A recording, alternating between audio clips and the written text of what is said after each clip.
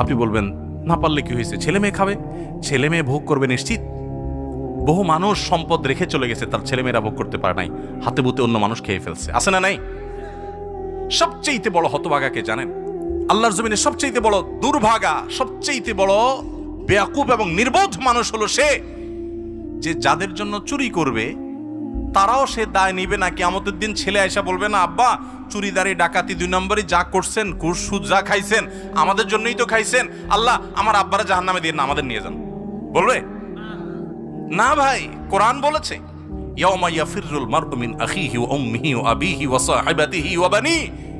সন্তান বাপকে দেখে মাকে দেখে পালাবে, যে না জানি আজকে কোনো কিছুর জন্য ধরে। সবাই ইয়া নাফসি ইয়া নাফসি করবে। যাদের জন্য চুরি করবেন ওরাও দায় নিবে না। আপনার মতো নির্বোধ কে হতে পারে? সন্তানকে চুরির সম্পদ দিয়ে বড় করবেন না, সততা দিয়ে বড় করেন। আমাদের সমাজে